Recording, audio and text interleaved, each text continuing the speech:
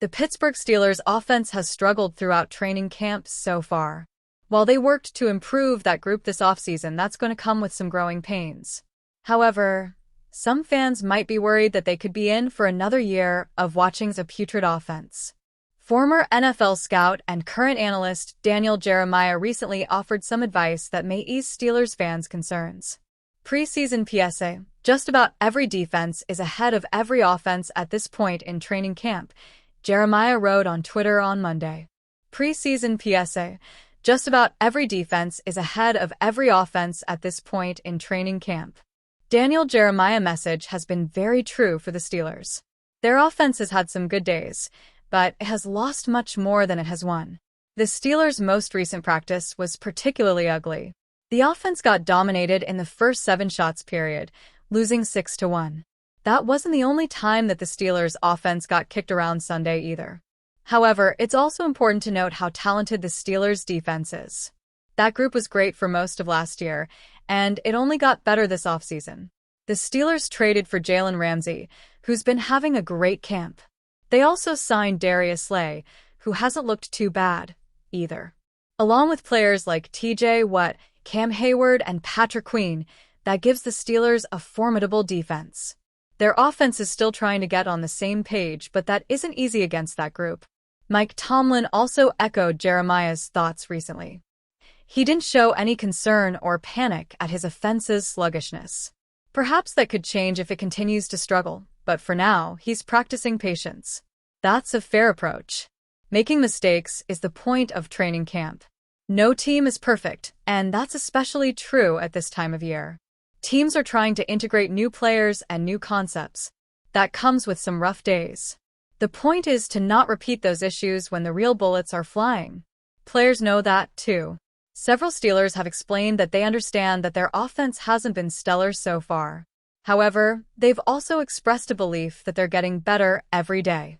With their first preseason game coming up, the Steelers' offense could be in for a rough day. The key will be if the group shows growth after that.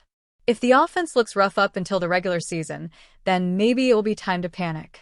However, until then, it's better to follow Jeremiah's lead and not overreact. While the Pittsburgh Steelers made several key moves this offseason, none drew more headlines than the signing of free agent quarterback Aaron Rodgers. Pittsburgh has been dealing with incompetent quarterback play for the better part of a decade now, which continued last year with the strange duo of Justin Fields and Russell Wilson, and they're hoping that Rodgers has enough left in the tank to guide them on a deep postseason run. Recently, Steelers general manager Omar Khan spoke on how Rodgers' relatively cheap contract gave Pittsburgh some flexibility to address other areas of need on their roster. When you're not paying a quarterback top dollar, you obviously have more flexibility, Khan said, per Jeremy Fowler of ESPN. It's good to be in a position where you can engage in conversations regarding pretty much anything that's out there. Of course, this also begs the question of what the Steelers' plan will be for the quarterback position beyond this year, as Rodgers is only on a 1-year contract. Asked about plans for a quarterback in the 2026 draft, with Rodgers on a 1-year deal, Khan said bluntly, "We will figure things out after the season," reported Fowler. The Steelers have been stockpiling veteran talent throughout this offseason, including Rodgers, DK Metcalf, and Jalen Ramsey, among others. Pittsburgh has been on a first-round playoff exit carousel for the last few years and is hoping that these acquisitions will help vault it back into contention in a crowded AFC playoff picture. The Steelers' defense seems to always be a strength, and the team helped solidify their future on that end of the ball by signing star pass rusher TJ Watt to a record-breaking contract extension this offseason that made him the highest-paid defender in NFL history. However, in all likelihood, the Steelers' chances of legitimate contention for a Super Bowl rise and fall with the play of Rodgers. "As long as we win a Super Bowl, that's all that matters," said Khan. The Steelers will kick off their 2025 season on the road against Rodgers' former team, the New York Jets. Calvin Austin III may have been named the number 2 WR during off-season practices, but some still believed that second-year WR Roman Wilson was capable of pushing for that role and a breakout season. The chances of that aren't promising after nearly 2 full weeks of training camp practice in the books. Wilson's name has been notably missing from the daily camp standouts, which isn't a great sign when Calvin Austin III has missed some time with a minor injury. You look at Roman Wilson, and the two most noticeable reps that he's had have been missed connections with Aaron Rodgers. The Athletic's Micah said via 93.7 The Fan's Pomp and Joe show. You were really looking for Roman to step up this year and to take that big step forward in year 2, develop early chemistry with Aaron Rodgers. So far I've seen none of that. The 2 reps DeFabio referenced were bad misses that were nowhere near catchable, suggesting a miscommunication or even an incorrect route run by Wilson. Wilson was the team's first third-round pick in last year's draft. Multiple injuries held him out of basically his entire rookie camp, preseason and regular season. But there were glowing reports about Wilson throughout spring practices. His body looked more NFL ready, and he was drawing praise for his work ethic and focus at practice. That hasn't translated to training camp yet. When he was coming out, he had legitimate track caliber speed. But one of the things is every route is not a race, DeFabio said.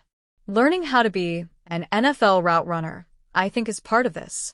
I think that's why you're seeing the missed connections with Aaron Rodgers, is because there's a specific way that Rodgers wants you to run the route. Rodgers wasn't shy to let everybody know about Mike Williams failing to run the red line last year with the New York Jets. He expects perfection from his receivers, and DeFabio is suggesting that type of polish isn't present in Wilson's game right now. To be fair to Wilson, he has basically zero meaningful NFL experience, including practice, and Rodgers didn't join the team until mandatory minicamp in the middle of June. He would have had a handful of opportunities to catch passes from Rodgers there, and then a day or 2 of work in Malibu at the beginning of July.